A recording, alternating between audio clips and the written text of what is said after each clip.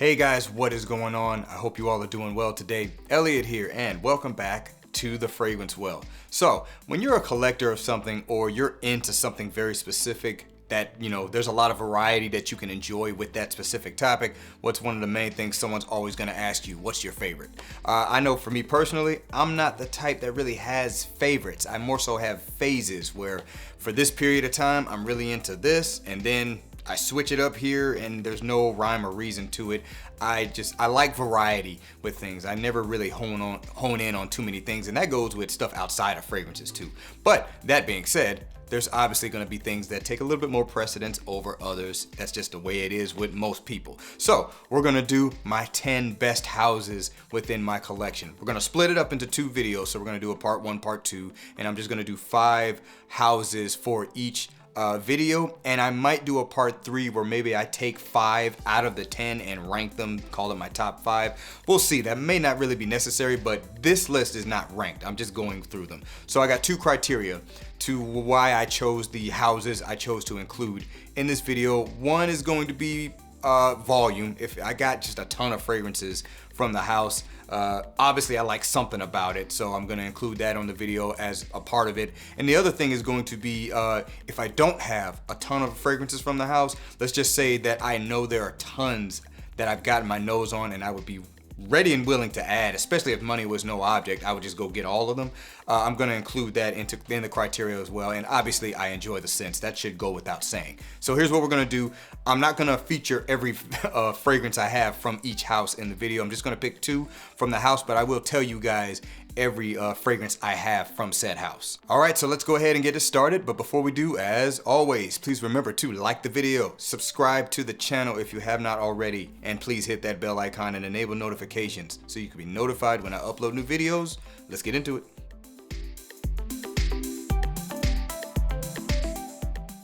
All right, guys, let's go ahead and get it started. So the first house we're gonna feature on this list, top 10 houses. We're only gonna do 5 in this video once again. Let's go with Amouage. I love the house of Amouage. As it stands right now, I've got 12 fragrances from the house of Amouage. The fragrances are Beach Hut Man, Boundless, Enclave, Interlude Black Iris, Interlude Man, Journey Man, Jubilation 25, Jubilation 40, Lyric Man, King Blue, Portrayal Man, and Reflection Man. This is my most owned fragrance house. I've got more fragrances from this house than I do from any other house in my collection. So like I said in the intro, just gonna feature 2 fragrances from the house because otherwise the video is just gonna take too long. If I wanna talk about every fragrance from a house, that'll be a singular video or a live stream. So first up, once again from the house of Amouage, this is Jubilation 40. Amouage Jubilation 40. I literally just got this in a few days ago. Oh, you can see. I was wondering, can you see the juice in here? This is the first time I noticed. If you hold it up to the light, you can't see it. Irrelevant, neither here nor there. Oh man, so this is a 40th anniversary celebration fragrance for the house, as I believe Jubilation 25 was a 25-year celebration fragrance from the house. And let me just say, I'm not gonna say this is better than Jubilation 25. I think it just gives you a different picture of that same scent DNA. With Jubilation 25, you had the kind of berry-like fruitiness with the, blackberry accord, I think. And just, it's tons of like dry but slightly smoky incense and rich woods, things like that. With this, they just simply turned up a few elements. The blackberry kind of smell is actually amplified in this fragrance, in my opinion. I think they also added like black currant to just give it a little bit more tartness. To me, the woody nature of this fragrance is definitely turned up. I get much more of the oud-like nuances in terms of the woods in this fragrance. That incense smoky base is still there. The resins, all of that is still there. It's just kind of reshuffled, rebalanced a little bit to where some aspects stick out a little bit more. And yes, the fragrance is definitely denser overall. It's a much thicker picture of the Jubilation DNA. First time I got my nose on this, I knew I was gonna add it. Just waited around till some good deals popped up. You can find deals on this. I don't think it's one you have to search for. It's kind of like, what are you willing to pay for it? Because it's still gonna cost you some money, but this stuff smells amazing to me. And again, I hesitate to say it's better than Jubilation 25. I think it's just a slightly different take on it. Once again, from the house of Amouage, this is Jubilation 40. All right, next featured fragrance from the house of Amouage is Reflection Man. Amouage Reflection Man. I mean, you know, is it a surprise that I would feature this one? I kind of felt like I just had to feature this one because this is such a special scent to so many people. Easily one of their most successful fragrances. Also one of their most unique. I mean, if you really just kind of smell the line overall, Reflection Man kind of stands on its own. You know, it's this sweet, slightly creamy white floral fragrance. Really pushes neroli and some bitter orange characteristics, a little bit of spice. I think it's rosemary in this. I think there's rosemary. There's some aromatic features to it. It's like a perfect office scent. I mean, it's a fan favorite of so many people. And in my opinion, and here's the thing, there's a lot of Amouage fragrances. I'm pretty sure I haven't gotten my nose on half of them. A lot of them are not even, you know, available anymore, so that's a shame. But this house, what I like about the house and what I appreciate about this scent in particular is they have a particular style to their fragrances. It is Middle Eastern style fragrances, but they also have a way of staying true to who they are. And with this one starting it off, in my opinion, unless there's another one, they kind of stepped away from that, but still kept that essence of who they are. And with a lot of the newer fragrances that come out now, they do that even better, where they have those fragrances that have that Middle Eastern style, but they're a little bit more palatable to the masses. And I really commend them for doing stuff like that. So once again, from the House of Amouage, this is Reflection Man. All right, guys, the next house is Xerjoff. Xerjoff, also a house with a lot of offerings, very popular fragrance house. I've got 8 so far from the House of Xerjoff, and those fragrances are 40 Knots, Alexandria II, Mephisto Gentiluomo from the Casamarati line, Herba Pura, Kimi, Naxos, Neo, and Oudin Overdose. In my opinion, this is one of those houses that does have a particular way about their fragrances, but they kind of offer a lot of options. I mean, it's kind of like every fragrance line that they have gives you a particular attitude, a particular vibe for the fragrances, and I think you can just about find anything you want from the house in the Xerjoff style. So the one we're going to feature first off is going to be 40 Knots. This is Xerjoff 40 Knots. This is from the Join the Club collection. So this one here, I think definitely in the community, it's a successful fragrance, mainly because it does have a slight similarity to Dior Ombre Nuit, but I mean, in its own way, it's not the exact same thing. But yeah, this is an ambery fragrance with a really kind of rich sweetness to it in kind of a honeyed style. There's a little bit of there's an accord in this called Sea Breeze. I think it's just a combination of things that give like this sea breeze kind of airiness to it. The fragrance, many think it's aquatic. Doesn't really smell aquatic. It's not, I wouldn't even necessarily call it an aquatic, but in a weird way, it does work in those environments where you might want to wear an aquatic fragrance, but maybe just have something a little bit different.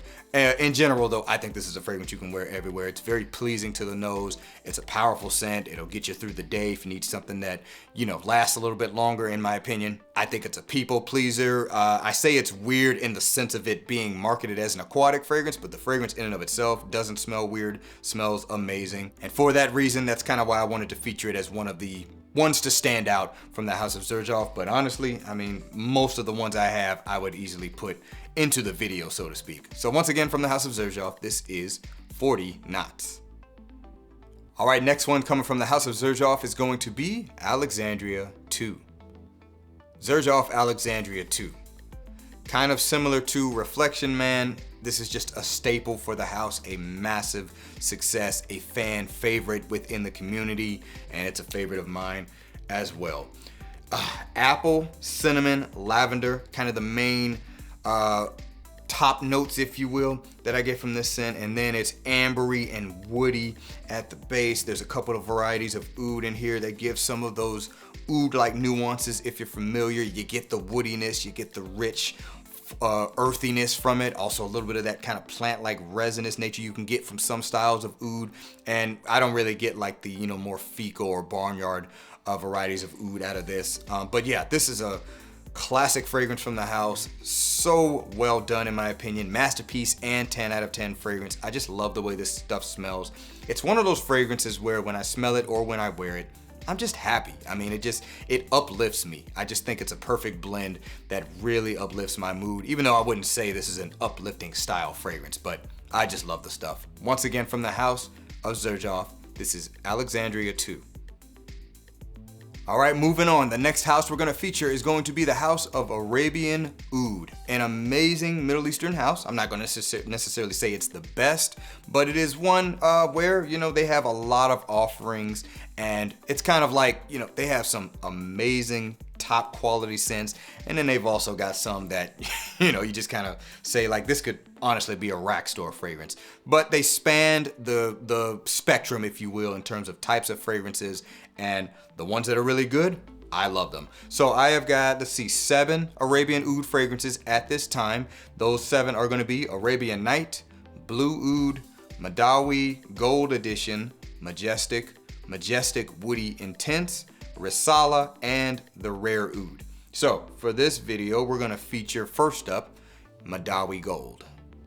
Arabian Oud, Madawi Gold. This was a 40-year release for them, because there is a Madawi, which I remember smelling the first time I went to an Arabian Oud boutique, and I did like it, but I like this one better, and it's the only one I have. I'd actually have to smell Madawi again. It's been a while, so I don't really remember the differences. But this one here, just think super rich, juicy, but sweet pineapple mixing with like a lot of vanilla and caramel-like sweetness and some red fruits. This is a very sexy fragrance. It pulls out all of those stops in terms of it just being something that's very alluring and people pleasing. And it's also a very powerful fragrance. So I would say it's good for a date night, but if you're gonna use it for that purpose, you wanna go lighter on the sprays. But if you're just trying to, you know, kind of attract attention or just smell insanely sexy, you can obviously up those sprays. But yeah, this is really good stuff. I believe, well, this one's a little bit more expensive than Madawi is. I don't know if this one's as well known. I do know this is a popular and successful release from the house, but I think Madawi, because it's just a little bit more affordable, maybe more people have gotten their nose on it. This is all me just speculating. I obviously don't have stats on this stuff. But yes, if you're looking for, you know, a very interesting scent from the House of Arabian Oud, I imagine this is one you can maybe get a sample of. I don't know for sure, but definitely check this one out. If you like pineapple fragrances that are sweet and sexy smelling, and this one here is a good one to get your nose on. Once again, from the House of Arabian Oud, this is Madawi Gold Edition. All right, so the second one from the House of Arabian Oud is going to be Blue Oud. Arabian Oud, Blue Oud. So first of all, shout out to Equality Fragrance. He talked about this in a video a while back, and just the way he described it made me very interested in it. So this was technically a gift, but also a blind buy. My wife got this for me last year for my birthday, but it was a blind buy. I had not gotten my nose on it. But yes, this one here, and I created Arabian Oud for this, being one of the houses to really introduce me to what real oud smells like. The first time I went to an Arabian Oud boutique was at the one in Houston at the Galleria Mall, and before you even got to the store, you could smell the oud incense and chips, oud wood, should I say, the oud wood chips being burned from the store. Not every Arabian Oud store does that, but this one was doing it, at least on that day. I was blown away by how good that stuff smelled. I can't remember which style it was. They had like maybe 4 different varieties of actual wood chips there, and yes, that stuff is expensive. But this fragrance here is probably one a pound for, this is Equality's words, not necessarily mine, but I agree with him. Pound for pound, one of the best, highest quality oud fragrances you can get on the market for a really good price. This comes with a small 10 milliliter oil version of the fragrance, and it comes in a gift set, and it's $400. That's a pretty doggone good deal, because there is real oud in this based off of the real oud I've smelled so far. This is real oud, and that's all it is. It's Cambodian oud, Indian oud, and then there's a blue musk accord mixed in with it. It's just a symphony of oud. So hard to describe, because every time I wear this, I feel like I get something a little bit different depending on like the structure of the air. I'm not kidding. I mean, you got woody facets, you got resinous facets, you got some sweet-like facets to it. There's like lemony facets that show up at times, or maybe just kind of citrusy facets. It's a really complex fragrance that unfortunately I just can't tie it to anything else, because we don't have oud like that here in the US. I don't have that experience like they do in the Middle East, so I can't tie it to anything. Anyway, with all that being said, amazing oud fragrance, amazing value for their buck, and look, they've got stuff in their library that frankly runs laps around this, but this is still really, really great. Once again, from the House of Arabian Oud, this is Blue Oud. All right, guys, the next house is gonna be the House of Dior. Dior, in my opinion, is one of those designer houses where when you just talk about putting out quality stuff, they do it 99% of the time. Some people might think Sauvage is kind of that outlier with that. The fact of the matter is Sauvage is, one of the most successful fragrances, or it probably is the most successful fragrance in modern history. And, regardless of how you think about it, I mean, the numbers say what it is. So that alone is impressive. Now, Sauvage is not necessarily my favorite out of the line, but I still respect it for what it is. So the 9 Dior fragrances I have are gonna be Dior Homme Original, Homme Intense, Homme Parfum, Dior Homme 2020, Dior Homme Sport 2021, Fahrenheit, Fahrenheit Parfum, Sauvage Eau de Parfum, and Sauvage Elixir. So for this video, we're gonna focus on this one here first. It's gonna be Dior Homme Parfum. Dior Homme Parfum. I mean, if you're lucky enough to have a bottle of this in any variation of it, you should not be surprised that I put it on the list, because I mean, this is, in my opinion, it is truly one of the best designer fragrances ever. Granted, I haven't smelled all of them, but I mean, from what I've got my nose on, this is amazing stuff. If you know about the Dior Homme line, you know it's iris based. This has that iris, more of the makeup, powdery style iris, a little bit of sweetness, and there's a little bit of creaminess. This one also is tied with a really nice leather and kind of a woody base, if you will. I get a little bit of patchouli out of this also. I mean, this fragrance out of the Dior Homme Original Iris line, I mean, I like all 3 of them for, different reasons. This one I think is just kind of the pinnacle, but man, I mean, you talk about quality in a fragrance where you think, like, is this really designer based? You know what, it would be awesome if they re-released these in the exclusive line, if they're not gonna really push them in the affordable designer lines anymore, just the lower level fragrances. I wouldn't mind it. They're probably gonna be more expensive, so people might not wanna pay for them. But I mean, I think these should always be in rotation. I think they're just amazing iris fragrances. And, as far as I know, they spawned all of the iris inspirations after it from the other designer houses. Once again, from the House of Dior, this is Dior Homme Parfum. All right, next one from the House of Dior is going to be Fahrenheit Parfum. Dior Fahrenheit Parfum. So Dior Fahrenheit is a sentimental fragrance for me. That is a fragrance that my dad wore when I was really, really young. I liked the smell of it then. I still love the smell of it now. Decided to just kind of go with the Parfum in terms of featuring the fragrance for the House of Dior, mainly because it's, it is a more modern take. I do think it fits in a little bit better with the fragrance environment overall. It's, if you know Fahrenheit, it's spices, it's woody, it's leathery, and kind of pushes a note of violet forward. This one still has that violet, but the spices, I would say, are intensified a little bit more. The sweetness of the fragrance, like some vanillic-like sweetness, is really ramped up in this one. It's not quite as leathery. Matter of fact, I would say leather really takes a backseat in this version. It just modernizes the scent, just gives it a different touch. Fahrenheit alone spawned a lot of flankers that I unfortunately never got my nose on.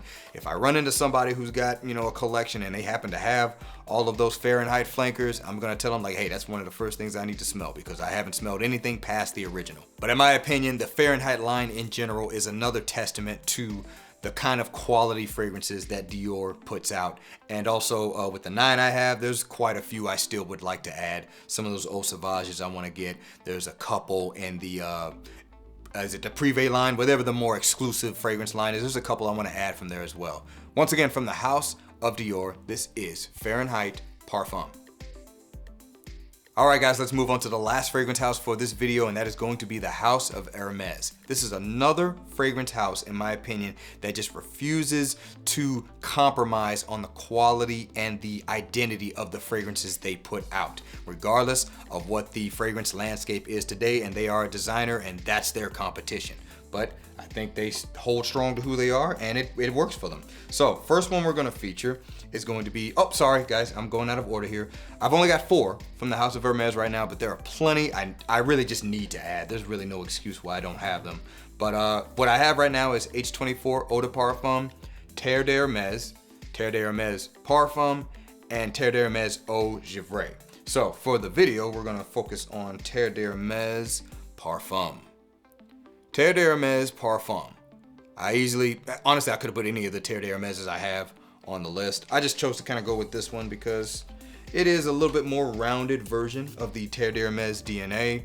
And, you know, I don't really place one over the other. I love all of them. I think they all just serve their purpose. This one, compared to the original Terre d'Hermes, not quite as orangey, a little bit more of a grapefruit citrus variety. Not quite as smoky, has a smoky element, but maybe it's not as sharp, it's not as robust, it's just smoothed out.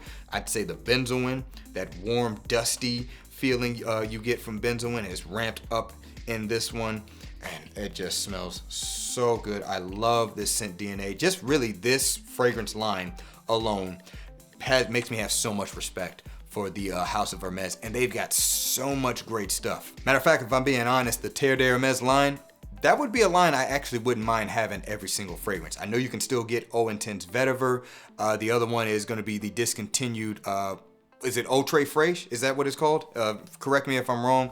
But I think even that one, some bottles have popped up on the marketplace, you know, just kind of old stock that some discounters have gotten their hands on. I don't know if they've completely sold out yet, but I've got my nose on it before it was discontinued, and I like that one as well.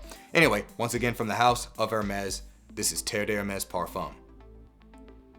All right, guys, and to close it out for this video, from the House of Hermes also, it's gonna be H24 Eau de Parfum. Hermes H24 Eau de Parfum.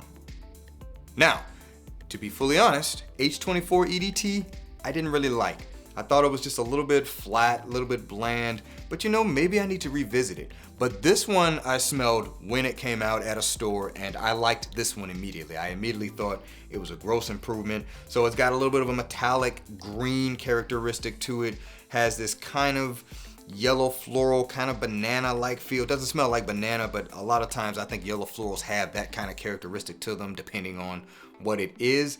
There's also a little bit of a oak moss-like feeling in here. There's some kind of chemical or aroma chemical in this that has characteristics of musk without it really smelling like musk, if that makes sense. I can't remember what it's called. You'll see it on the note breakdown in the B-roll. But yeah, I think this stuff is insanely good. And for me, this is Hermes's attempt, and that's not even called an attempt, this is their direction for giving something that's more of the modern gentleman fragrance that's maybe not as polarizing as something as a Terre d'Hermes is, but still staying relevant within this field of modern perfumery, but being completely different from what everybody else is doing. This fragrance line, H24 line, does that, and they've done it to a success. Now, they may not necessarily be the top sellers with it, but this fragrance line is successful. Why? They keep releasing flankers for it. I won't say I'm not a fan of the newest one. I would just say I didn't really feel the need to pick it up. I still think this one is better. Once again, from the House of Hermes, it's H24 Eau de Parfum. All right, guys, that is gonna do it for this video. That was my 10 best houses in my collection, part 1. We only did 5 of them. So I hope you guys enjoyed it, and let me know down in the comments below. List like 1 or 2 of your favorite fragrance houses and tell me why. Looking forward to seeing what you guys have to say. So thanks again for watching all the way until the end. I really do appreciate you guys. Please remember to be well and smell well, and I'll see you for part 2 of the 10 best fragrance houses for the Fragrance Well. Have a good one.